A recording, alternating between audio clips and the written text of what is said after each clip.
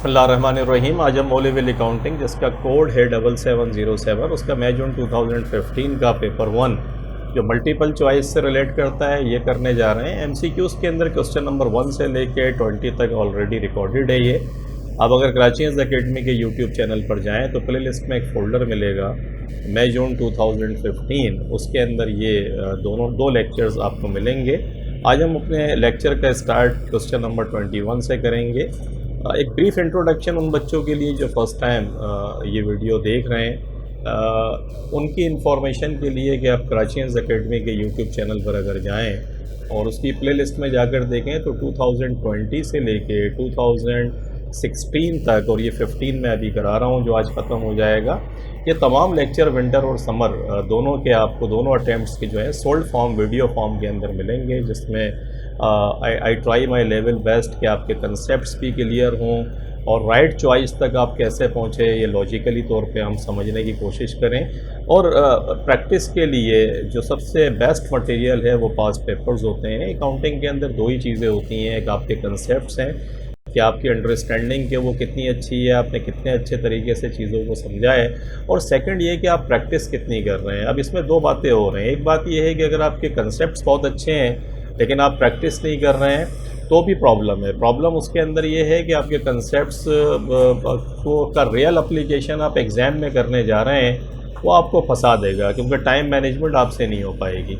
On the other hand वो बच्चे जिनके कंसेप्ट शुरू में अच्छे नहीं हैं लेकिन वो कंसिस्टेंटली काम करते हैं, हार्ड वर्किंग है और वो प्रैक्टिस कर रहे हैं, प्रैक्टिस मैक्स परफेक्ट, तो शुरू में उनके कंसेप्ट्स अगर क्लियर नहीं भी हैं लेकिन वो अटैम्प्ट बार बार करते हैं पेपर्स को, तो ग्रेजुअली उनके कंसेप्ट अच्छे भी होने शुरू हो जाते हैं, चीज़ें भी उनकी समझ में आती हैं और प्रैक्टिस मैक्स परफेक्ट। और वो बच्चे जो हैं वो एग्ज़ाम में ज़्यादा कॉन्फिडेंट फील करते हैं और मेजॉरिटी क्वेश्चंस वो हैं जो पास पेपर्स में से ही कहीं ना कहीं आते हैं। इस दफ़ा भी जुलाई के एंड में इंशाल्लाह पेपर जो बनेगा वो यही 5-7 साल के जो पेपर्स हैं इनमें जो कुछ आया है इसी से निकल कर वो पेपर बनेगा।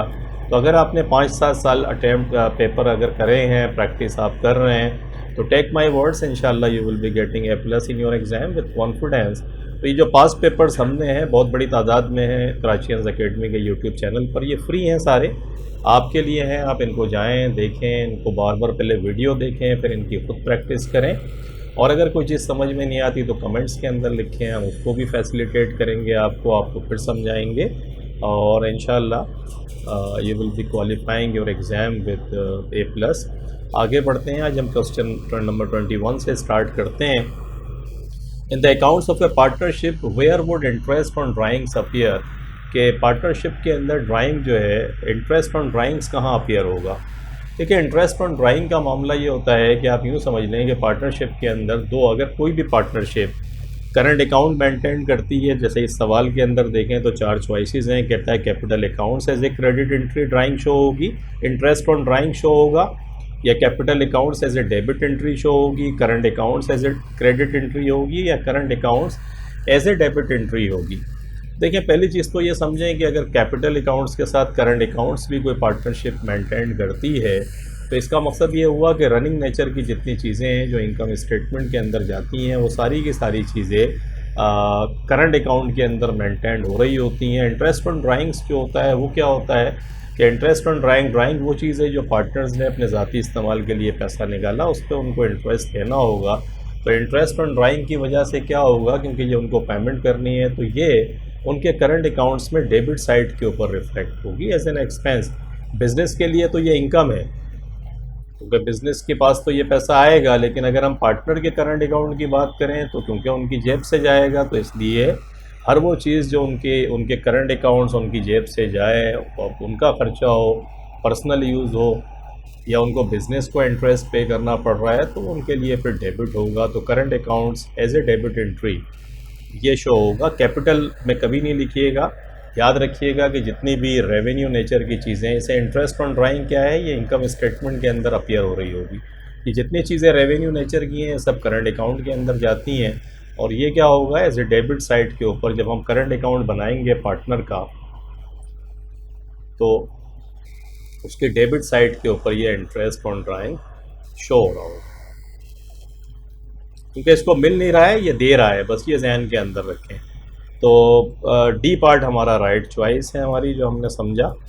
और करंट अकाउंट और कैपिटल अकाउंट कैपिटल नेचर की चीज़ें जो आएंगी, लाइक एडिशनल इन्वेस्टमेंट अगर ये कर रहा है, revaluation on surplus of assets, इस किस्म की चीज़ें जो फिक्स नेचर की हैं, कैपिटल नेचर की हैं, वो कैपिटल में जाती हैं। रनिंग नेचर की जितनी चीज़ें हैं वो सब करंट अकाउंट में मेंटेन करते हैं। तो क्वेश्चन नंबर 22 में आते हैं। Claire is the sole trader making annual profits of $24,000। $24,000 का ये प्रॉफिट कमाता है। He decides to admit Deep as a partner. इसने फैसला किया है कि डीप को एज ए पार्टनर ये एडमिट करेगा। They agree that Claire would receive salary. इन्होंने एग्री इस बात के ऊपर हुए कि क्लियर को सैलरी मिलेगी। And profits and losses would be shared equally, और प्रॉफिट एंड लॉसेस इक्वली बटेंगे। The forecast appropriation account for the partnership first year of trading is. इन्होंने फोरकास्ट करी है पहले साल का पार्टनरशिप का, इन्होंने अप्रोप्रिएशन अकाउंट बनाया है। दे एस्टिमेटेड के पहले साल जो प्रॉफिट होगा वो $50,000 का होगा, और सैलरी जो क्लियर की है वो $10,000 है। और उसके बाद जो कुछ बचेगा वो इक्वल बटेगा। दो के अंदर मैं 2 से अगर इसको डिवाइड कर लूँ तो 20,000 जो है हर पार्टनर के हिस्से में आएगा। अगर क्लियर के हिस्से में भी 20,000 आया और क्लियर की सैलरी 10,000 है, तो क्लियर जो है इस बिज़नेस से कितने पैसे कमा रहा है? क्लियर को इस बिज़नेस से पार्टनरशिप बनने के बाद 30,000 पर ईयर का प्रॉफिट है। और सवाल के शुरू में उसने कहा कि पहले वो प्रॉफिट 24,000 कमा रहा था, तो अगर वो 24,000 पहले कमा रहा था, अब 30,000 कमा रहा है, तो एक्चुअली कितना इंक्रीज़ हुआ उसका प्रॉफिट? उसकी टोटल इनकम कितनी इंक्रीज़ हुई? $6,000 की उसकी टोटल इनकम जो है वो इंक्रीज़ हुई है। By how much will clears total income increase?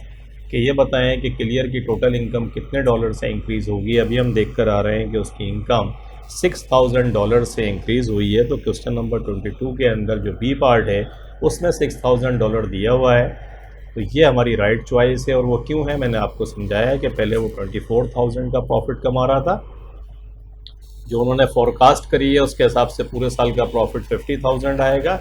उसको सैलरी 10,000 की मिली, बाकी 40,000 बच गया। इसको 2 से मैंने डिवाइड किया तो हर पार्टनर के हिस्से में 20,000 आए।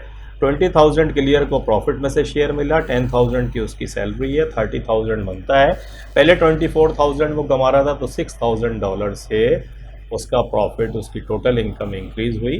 B choice. 23rd में आते हैं। At the end of the financial year some members of all sports club had not paid their subscriptions, के उन्होंने अपनी सब्सक्रिप्शंस जो है वो पे नहीं करी। सब्सक्रिप्शंस क्या होती है? जितने भी क्लब चल रहे होते हैं सारे नॉन प्रॉफिट ऑर्गेनाइजेशंस, ये फिर मेंबर्स इसके कंट्रीब्यूट करते हैं, जिससे फिर क्लब हो या नॉन प्रॉफिट ऑर्गेनाइजेशन टाइप की चीज़ें चलती हैं। तो क्लब के अंदर तो स्पेसिफिक मामला है, नॉन प्रॉफिट ऑर्गेनाइजेशन तो फिर ये है कि कंट्रीब्यूशन भी आ रहे होते हैं, चैरिटी भी है। तो बहरहाल यहाँ पर सब्सक्रिप्शंस जो है वो कुछ मेंबर्स ने पेड नहीं किया। इसका मकसद है कि इन्होंने कमा तो लिया, यानी उन मेंबर्स ने फैसिलिटी तो अवेल कर ली लेकिन पैसे नहीं दिए। तो एक तरीके से ये हमारा क्या है, एक तो करंट एसेट से हमारा we have to take money from the members, हमें मेंबर्स से ये पैसा लेना है। तो ये सब्सक्रिप्शन रिसीवेबल एडवांस कह लें, ये हमारा एसेट है, करंट एसेट्स हमारा। ऑन द अदर एंड ये इनकम भी हो गई है क्योंकि उन्होंने फैसिलिटीज़ तो अवेल कर ली है। तो नॉर्मली ये क्लब के अंदर इनकम स्टेटमेंट नहीं बनता, इनकम एंड एक्सपेंडिचर अकाउंट बनते हैं। तो इस साल जो इनकम एंड एक्सपेंडिचर अकाउंट बनेगा उसमें एज ए इनकम शो होगा ये, और जब स्टेटमेंट ऑफ फाइनेंशियल पोजीशन बनाएंगे तो वहाँ क्या शो होगा, वहाँ as a current asset show होगा जो हमें मेंबर से पैसा लेना है। तो ये चॉइस में देखते हैं। रिसीट्स एंड पेमेंट अकाउंट्स तो बनेगा ही नहीं, इसलिए ये दोनों ही इनकरेक्ट हैं क्योंकि रिसीट्स पैसा आया ही नहीं है। बी में कहता है इनकम एंड एक्सपेंडिचर जो है उसके अंदर रिकॉर्ड होगा और लाइबिलिटी में रिकॉर्ड होगा। ये लाइबिलिटी नहीं है, लोगों ने पैसा नहीं दिया तो इसका मकसद है ये एसेट है हमारा। तो डी के अंदर अगर आए तो डी के अंदर वो कहता है कि इनकम एंड एक्सपेंडिचर में रिकॉर्ड होगा और एसेट में रिकॉर्ड होगा। तो डी पार्ट जो है वो फिर हमारी राइट चॉइस होती है, जो लॉजिकली हमने समझा कि एज एन इनकम भी रिकॉर्ड होगा ये और एज ए करंट एसेट भी रिकॉर्ड होगा। क्वेश्चन नंबर 24 में आते हैं। What is similar to a statement of affairs? Statement of affairs क्या होता है? नॉर्मली स्टेटमेंट ऑफ अफेयर्स जो है वो उसके अंदर एसेट्स, लाइबिलिटीज़, इक्विटी, कैपिटल, इस किस्म की चीज़ें जो हैं वो हम शो कर रहे होते हैं। तो आप यूँ समझें कि मोर और लेस लिक्विडिटी, जब कोई कंपनी लिक्विडेशन की तरफ जाती है तो उस वक्त एक स्टेटमेंट बनाते हैं जिसमें बेसिक इन्फॉर्मेशन होती है जो मोर और less statement of financial position की ही तरह की होती है। तो उसमें भी ये एसेट्स इक्विटीज़ और ऑनर्स इक्विटीज़ किस्म की इंफॉर्मेशन अपीयर हो रही होती है। और ये क्लोज तरीन होता है स्टेटमेंट ऑफ फाइनेंशियल पोजीशन, कि जो आप balance sheet statement of financial position देखते हैं उससे मिलती जुलती ये चीज़ होती है। तो ये जो पूछ रहा है what is similar to a statement of affairs, तो yes, statement of financial position जो 24 की चॉइस सी है आपकी, वो चॉइस जो है वो राइट चॉइस है। क्वेश्चन नंबर 25 के अंदर आ जाए। Vivek provided the following information for the month of April. Vivek ने ये इन्फॉर्मेशन आपको प्रोवाइड करी, increase in trade payable during the month $670 का इंक्रीज़ हुआ। इंक्रीज़ का मकसद आप समझ रहे हैं कि ओपनिंग जो था और जो एंडिंग था उसके अंदर $670 का डिफरेंस आया। और इंक्रीज़ का मकसद है कि लाइबिलिटी आपकी एक्चुअली ईयर एंड के ऊपर या मंथ एंड के ऊपर जो लाइबिलिटी का बैलेंस है वो $670 है। इसको ध्यान से समझिएगा। ये कहता है, इसने हमें ओपनिंग एंडिंग नहीं बताया, सिर्फ ये कहता है कि इंक्रीज़ जो हुई है, इंक्रीज़ का मकसद है लाइबिलिटी, कि टोटल लाइबिलिटी मंथ एंड के ऊपर जो हमारी बची है वो कितनी बची है, $670 बची है। कि ओपनिंग एंडिंग का डिफरेंस 670 था तो 670 ही बैलेंस है। फिर amounts paid to credit supplier, credit supplier को हमने पेमेंट कर दी $5,660 की। Cash refunds from credit supplier, कुछ चीज़ें जो पैसे हमने ज़्यादा पेमेंट कर दी थी तो वहाँ से रिफ़ंड आ गया, तो रिफ़ंड हमें मिला $250 का। एंड डिस्काउंट रिसीव्ड, इतना डिस्काउंट हमें अपने सप्लायर से मिला। अब व्हाट वर परचेजेस फॉर अप्रैल, ये बताएं परचेजेस अप्रैल की कितनी है। तो परचेजेस अप्रैल की अगर आपको निकालनी है तो आसान तरीका ये है कि आप यूँ करें,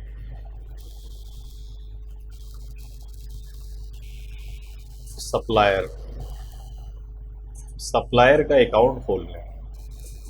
सप्लायर का जब अकाउंट खोलेंगे तो सबसे पहले तो देखें $670 का इंक्रीज़, ये क्रेडिट बैलेंस है, तो बैलेंस BD क्रेडिट साइड के ऊपर आएगा। क्यों क्रेडिट साइड के ऊपर आएगा, क्योंकि ये लाइबिलिटी को शो कर रहा है और ये है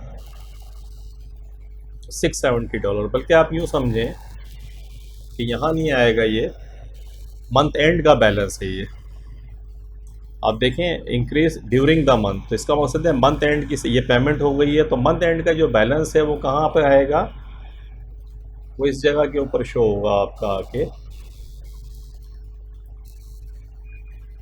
बैलेंस CD $670।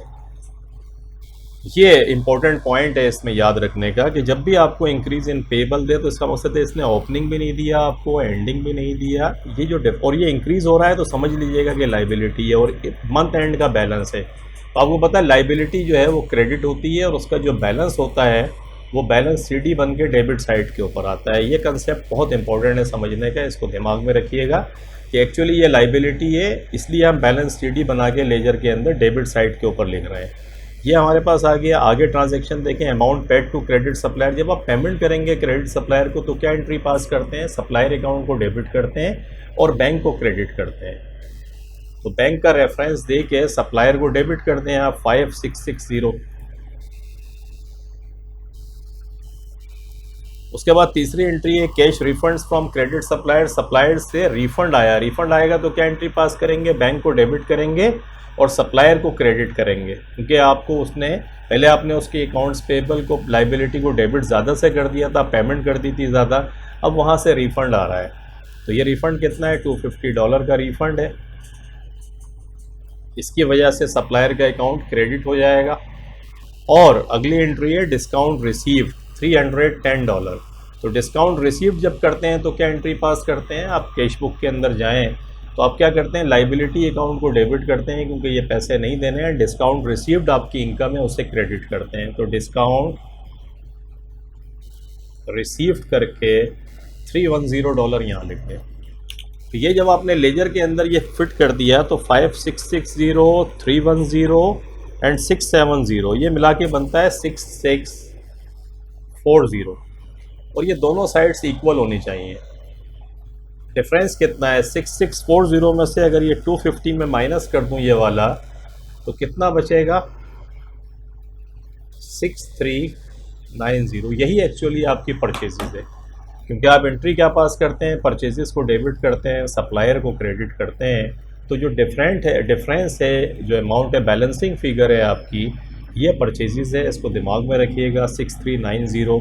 और देखें 6390 आपको दिया हुआ है उसने कहीं, ये देखें 6390 उसने चॉइस डी के अंदर आपको दिया हुआ है। तो वी कैन सेफली से कि 25 के अंदर जो राइट चॉइस है हमारी वो डी चॉइस है। और वो क्यों है, मैंने आपको सिंपल तरीके से लेजर बना के समझाया कि लेजर के अंदर जो increase in trade accounts payable था वो हमने डेबिट साइड के ऊपर बैलेंस सीडी रखा। ये बैलेंस सीडी क्या शो कर रहा है डेबिट साइड पे कि एक्चुअली सप्लायर को जो बैलेंस पे करना है हमें वो $670 का है और ये क्रेडिट बैलेंस है, इसीलिए डेबिट साइड के ऊपर है।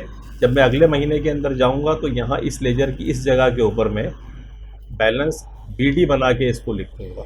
देखें ये अपनी सही जगह पे आ जाएगा क्रेडिट साइड पे। तो जो क्रेडिट बैलेंस होता है वो मंथ एंड के ऊपर डेबिट साइड के ऊपर बैलेंस सीडी शो हो रहा होता है। ये कंसेप्ट था इसमें। ये हमने पेमेंट करी है, पेमेंट की वजह से इसको डेबिट कर दिया, ये डिस्काउंट मिला इसकी वजह से डेबिट कर दिया, रिफंड की वजह से क्रेडिट किया, और जो बैलेंसिंग फिगर थी लेजर की वो परचेजेज हो गई। क्वेश्चन नंबर 26 में आते हैं। A limited company provided the following information. एक लिमिटेड कंपनी ने ये इन्फॉर्मेशन प्रोवाइड करी।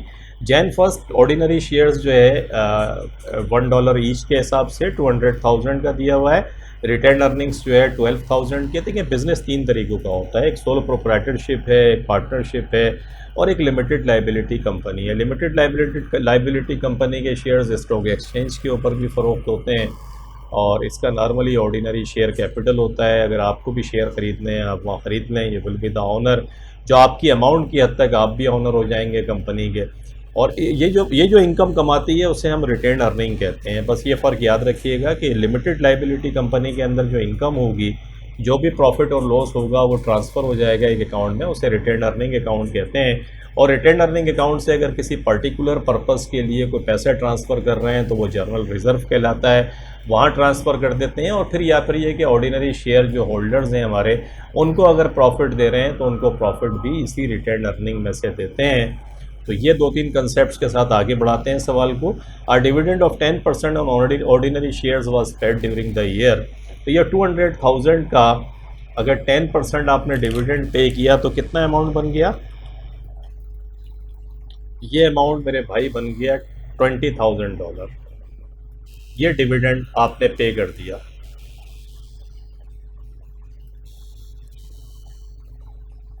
तो ये डिविडेंड की पेमेंट आपने कर दी। कहता है what were the retained earnings on 31 दिसंबर। ये बताएं 31 दिसंबर को रिटेन अर्निंग कितनी थी। तो देखिए रिटेन अर्निंग का ओपनिंग बैलेंस कितना था, यहाँ लिख लें। रिटेन अर्निंग 12,000 की आपके पास थी। प्रॉफिट कितना आया, इसमें प्रॉफिट को प्लस कर लें। 43,000 का प्रॉफिट था, इसको प्लस कर लें तो 43,000 का प्रॉफिट और 12,000 की रिटेन अर्निंग, ये $55,000 बचे। इसमें से 10,000 का जनरल रिज़र्व के अंदर आपने ट्रांसफ़र कर दिया, इसको भी माइनस कर दें। इसकी एंट्री पास होती है रिटेन अर्निंग डेबिट और जनरल रिज़र्व क्रेडिट। तो रिटेन अर्निंग डेबिट होगी तो फिर कम हो जाएगा, ये $45,000 बाकी बचे। इसमें से डिविडेंड भी आपने पे करा, लेकिन डिविडेंड आप निकाल कर आ रहे हैं 20,000। तो ये 20,000 इसमें से और माइनस कर दें क्योंकि इसकी एंट्री पास होगी रिटेन अर्निंग डेबिट और डिविडेंड पेएबल क्रेडिट। तो रिटेन अर्निंग डिविडेंड की वजह से कम होगी। कितना बच गया आपके पास? $25,000 आपके पास बचे, जो रिटेन अर्निंग का एंडिंग बैलेंस है। और देखें सी चॉइस के अंदर उसने $25,000 आपको दिए हुए हैं। तो 26 की अगर हम बात करें तो हमारी सी चॉइस जो $25,000 है वो इज़ द राइट चॉइस। और आपने कंसेप्चुअली मैंने आपको समझाया कि ओपनिंग बैलेंस दिया हुआ था, उसमें प्रॉफिट को प्लस कर दें, रिटेन अर्निंग जनरल रिज़र्व के अंदर जो पैसा है उसको माइनस कर दें, डिविडेंड को माइनस कर दें, एंडिंग बैलेंस आपके पास आ जाएगा। डिविडेंड की परसेंटेज निकालनी आपको आनी चाहिए। परसेंटेज जो है ऑर्डिनरी शेयर कैपिटल का जो भी आ रहा है उसका 10% इसने खुद का है वो देंगे, तो 10% आप निकाल लें। क्वेश्चन नंबर 27 के अंदर आते हैं। मार्था रिसीव्ड ग्रॉस पे ऑफ $1,000 पर मंथ, कि मार्था जो है $1,000 पर मंथ सैलरी उसको मिलती है। और employer provided the following information, उसके एम्प्लॉयर ने ये इन्फॉर्मेशन प्रोवाइड करी। एम्प्लॉइज सोशल सिक्योरिटी कंट्रीब्यूशन के एम्प्लॉय सोशल सिक्योरिटी मीन्स कि अगर कोई अल्लाह ना करे कोई गॉड फॉरवर्ड कोई इशू हो जाए या रिटायर्ड जब होगी, अगर कुछ को कोई प्रॉब्लम होती है तो भी इसकी फैमिली की टेक केयर होगी। अगर ये रिटायर होती है तो वो भी उसको पेंशन सॉर्ट ऑफ चीज़ें जो हैं वो मिलती हैं, तो उसका फिर एक कंट्रीब्यूशन कटता है सैलरी से। तो एम्प्लॉय का कंट्रीब्यूशन जो है वो 10% है और एम्प्लॉयर भी इसके अंदर पैसे जमा कराता है। तो एम्प्लॉयर ने 15% अपने जमा कराया और एम्प्लॉई का कंट्रीब्यूशन यानी मार्था जो है उसका 10% जो है वो डिडक्ट हो गया सैलरी का। और इनकम टैक्स तो आपको पता है जब भी आप कमाएंगे तो आपको पे तो करना होगा इनकम टैक्स, तो ये 10% और 20% ये 30% इसकी सैलरी से कट गया। अब 30% इसको सैलरी मिल रही है $1000 की, 30% बनता है 300, ये 300 इसको नहीं मिला, 10% चला गया सोशल सिक्योरिटी में कट के और बाकी इनकम टैक्स कट गया। तो इसको पैसे कितने मिले, 1000 में से 300 कट गए तो 700 बचते हैं। और 700 देखें सी चॉइस के अंदर उसने आपको दिया है, तो राइट चॉइस हमारी सी चॉइस है 27 के अंदर। और क्यों है वो आपने समझ लिया कि जो भी पे आपको मिल रही थी, keep yourself in the place of Martha, क्या if you are getting $1000 a month salary and deductions, दो डिडक्शंस हैं, एक कंट्रीब्यूशन के पैसे कट जाते हैं आपकी सैलरी से और एक इनकम टैक्स कट जाता है, तो दोनों को आप जमा करके परसेंटेज अप्लाई करके निकाल लें और बाकी फिर ये कि जो सैलरी है उसमें से डिडक्शन को माइनस करें तो नेट पे जो आपको मिलेगी वो आ जाएगी। जो 700 है इस वाले के अंदर सी चॉइस के साथ 28 आ जाए। कहता है company provided the following information about its current ratio. Current ratio क्या होती है, करंट रेशो का फार्मूला है current assets divided by current liabilities. इन दोनों में इन्वर्स रिलेशनशिप है। देखें एक बात समझ लें, जब भी आपके करंट एसेट्स बढ़ेंगे तो भी आपकी वर्किंग कैपिटल बढ़ जाएगा। I give you an example, current assets फर्ज कर लेते हैं $100 के थे और करंट लाइबिलिटीज़ 20 की थी, तो वर्किंग कैपिटल करंट रेशो कितनी आ गई, 5 आ गई। अब अगर करंट रेशो फर्ज कर लेते हैं $120 के हो गए, $20 से बढ़ गए तो क्या हुआ, अब ये 6 आ गया। आपने देखा कि करंट रेशो के अंदर अगर करंट एसेट्स बढ़ेंगे तो फिर रेशो जो है वो क्या होगी, बढ़ जाएगी। या फिर करंट लाइबिलिटीज़ कम हो जाएं, से फॉर एग्जांपल ये 100 थे, ये 100 ही रहते लेकिन ये 10 हो जाता तो फिर देखें 10 हो जाती है। तो अब इन्वर्स रिलेशनशिप है, या तो करंट एसेट्स बढ़े तो ये रेशो बढ़ेगी या करंट लाइबिलिटी कम हो जाए तो ये रेशो बढ़ेगी। ये जो बात मैंने करी है इसको ध्यान में रखिएगा, एग्जामिनर बार बार पूछता है ये सवाल, तो आपको इन्वर्स याद रखना चाहिए कि अगर करंट एसेट्स बढ़ेंगे तो करंट रेशो बढ़ेगी और या फिर इन्वर्स रिलेशनशिप, या फिर करंट लाइबिलिटीज़ कम होंगी तो फिर करंट रेशो बढ़ेगी, या फिर ये कि इसका उल्टा हो सकता है। इस वाले सवाल के अंदर तो इंक्रीज़ हो रहा है, आप देखें ईयर वन में 2.321 था, ईयर 2 में 2.4, देखें बढ़ गई करंट रेशो 2.5 हो गई। करंट रेशो बढ़ रही है तो इसका मकसद है आइदर करंट एसेट्स कोई बढ़ेगा तो बढ़ रही है ये, या करंट लाइबिलिटीज़ कम होंगी तो बढ़ रही है। हम देखते हैं क्या कि इन्वेंट्री इज़ डिक्रीजिंग, देखिए इन्वेंट्री करंट एसेट्स है, अगर वो डिक्रीज़ होगी तो करंट एसेट्स आपके डिक्रीज़ हो जाएंगे तो ये रेशो गिरेगी, बढ़ेगी नहीं। हमारे वाले सवाल में बढ़ रही है तो ये इनकरेक्ट चॉइस है। अदर पेएबल्स आर इंक्रीजिंग, अब देखें लाइबिलिटी बढ़ रही है, अगर लाइबिलिटी बढ़ेगी तो इन्वर्स रिलेशनशिप है, करंट रेशो कम हो जाएगी। हमारे वाले सवाल में बढ़ रही है इसलिए ये भी इनकरेक्ट चॉइस है। अदर रिसीवेबल आर इंक्रीजिंग, अब देखें सी के अंदर सही कह रहा है कि other receivables are increasing, receivable आपके करंट एसेट्स हैं, अगर वो बढ़ेंगे तो करंट रेशो बढ़ जाएगी, जो हमारे इस वाले केस में बढ़ रही है। तो सी चॉइस हमारी अपेरेंटली राइट चॉइस है। हम डी भी पढ़ लेते हैं, trade receivable are decreasing, trade receivable आपके एसेट्स हैं, अगर वो डिक्रीज़ होंगे तो ये रेशो गिर जाएगी, हमारे वाले केस में बढ़ रही है, तो इसलिए वी कैन सेफली से कि जो सी चॉइस है हमारी वो फिर राइट चॉइस है हमारी। क्वेश्चन नंबर 28 में 29 आ जाएं, कहता है what is the going concern principle. Going concern principle क्या होता है, ये वो प्रिंसिपल है जो हमें बताता है कि बिज़नेस की ऐसी पोजीशन है कि अफोर्सिएबल फ्यूचर जो है बिज़नेस ऑपरेट कर सकता है, बंद नहीं होने जा रहा है company. Accounting records are prepared, accounting records बनाते हैं assuming that the business will continue to operate in the foreseeable future, कि एजम्पशंस ये है हमारा कि भाई अगर लाइबिलिटीज़ पे करनी है तो कहीं ना कहीं से अरेंज हो जाएगा, अब बिज़नेस बंद नहीं हो रहा है, रिकॉर्ड ये बता रहा है। तो अकाउंटिंग रिकॉर्ड्स अगर इस एजम्पशन के तहत बन रहे हैं कि बिज़नेस कंटिन्यू रहेगा, बंद नहीं होगा, तो इसे गोइंग कंसर्न प्रिंसिपल कहते हैं। इत्तेफाक से ये पहला ही आपको दिया हुआ है, तो यही जो है राइट चॉइस है। क्वेश्चन नंबर 29 में हमारी बी भी पढ़ लेते हैं, income and expenses should be accounted for in the same way they were accounted for in the previous periods. ये नहीं है तो कंसिस्टेंसी प्रिंसिपल है, गोइंग कंसर्न का ताल्लुक नहीं है। Profit should not be anticipated and losses return of as soon as they are known ये कंजर्वेटिज्म है, प्रूडेंस है, ये भी नहीं है। Revenue and cost should be recognise as they are earned and incurred, not when the money is received. Accrual principles, तो ये तीनों इनकरेक्ट हैं। हमारे वाले केस के अंदर जो गोइंग कंसर्न है वो ये प्रिंसिपल है जो हमें बताता है कि business will continue to operate in the foreseeable future. 29 की ये चॉइस राइट चॉइस है आपकी। 30 के अंदर आते हैं, the payment of an insurance premium was entered in the cash book, कि इंश्योरेंस की जब प्रीमियम की पेमेंट करी तो वो कैश बुक में रिकॉर्ड कर दी, and in the insurance account, और फिर इंश्योरेंस अकाउंट के अंदर भी इसको रिकॉर्ड करा। कैश बुक के अंदर तो एक्चुअली बैंक में रिकॉर्डिंग हुई होगी कि बैंक की पेमेंट हो गई, और इंश्योरेंस को सेपरेट भी रिकॉर्ड किया। तो डुअल, जिसे हम कहते हैं डुअल एस्पेक्ट जो है, डुअल एस्पेक्ट क्या होता है, डबल एंट्री सिस्टम के दो जगहों पे आप इसके जो इम्पैक्ट हैं, एक जगह बैंक से पेमेंट हुई, बैंक कम हुआ तो वहाँ रिकॉर्डिंग हो गई, एक जगह एक्सपेंस आपको रिकॉर्ड करना था तो एक्सपेंस, तो डुअल एस्पेक्ट इसको कहते हैं। बी चॉइस जो नज़र आ रही है आपको, विच अकाउंटिंग प्रिंसिपल वर अप्लाइड, कौन सा अकाउंटिंग प्रिंसिपल अप्लाई हुआ, डुअल एस्पेक्ट, कि डुअल एस्पेक्ट का कंसेप्ट जो है वो इस्तेमाल हुआ डबल एंट्री सिस्टम का, तो बी चॉइस आपकी राइट चॉइस है। और इस तरीके से अकाउंटिंग ईयर, तो ये एक पर्टिकुलर पीरियड पे आप फाइनेंशियल स्टेटमेंट बनाएंगे। मैचिंग एक्रूवल्स हैं कि रेवेन्यू को आप मैच करें एक्सपेंसेस के साथ। मटेरियलिटी की कोई चीज़ अगर सिग्निफिकेंट है जो डिसीजन मेकिंग के ऊपर अफेक्ट कर सकती है तो उसको रिकॉर्ड भी करना चाहिए, डिस्क्लोज भी करना चाहिए। तो ये आपका क्वेश्चन नंबर 30 कंप्लीट हुआ। तो आज हमने 2015 जो समर का पेपर था वो हमारा MCQs का ये पूरा हो गया। विंटर का फिर हम शुरू करेंगे, और in the main time hope आपको अच्छा लगा होगा। मैंने आपको बताया लेक्चर के बीच में कि ये जो जितने पास पेपर्स हैं MCQs के स्पेशली, और उनके पेपर भी है जुलाई में आपका, तो आई वुड स्ट्रांगली रिकमेंड कि आप कराचीज अकेडमी के यूट्यूब चैनल पर जाएं। MCQs के पेपर बहुत बड़ी तादाद में 2020 से लेके 15 अभी मैं ख़त्म करा रहा हूँ, ये सब पढ़े हुए हैं।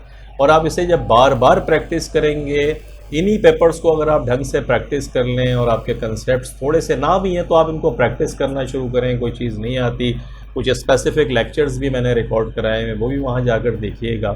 तो होपफुली इंशाल्लाह आपकी समझ भी आएगा। नहीं आए तो कमेंट्स में लिखें, अगर मैं आपको समझाऊँगा भी और लेक्चर भी रिकॉर्ड कराऊँगा। अभी कुछ बच्चे हैं जो इसी तरीके से कर रहे हैं, घर पे पढ़ते हैं, उनको जो प्रॉब्लम्स आती हैं वो हमें फिर लिखकर बाकायदा व्हाट्सएप पे भेजते हैं, फिर मैं उनको समझाता भी हूँ, उनको गाइड भी हम कर रहे हैं। तो आपकी भी समझ में अगर कुछ नहीं आता तो आप कांटेक्ट करें हमसे, और फिर मिलते हैं इंशाल्लाह अगले लेक्चर के साथ। Thank you very much, take care, अपना बहुत ख्याल रखिएगा, अल्लाह हाफ़िज़।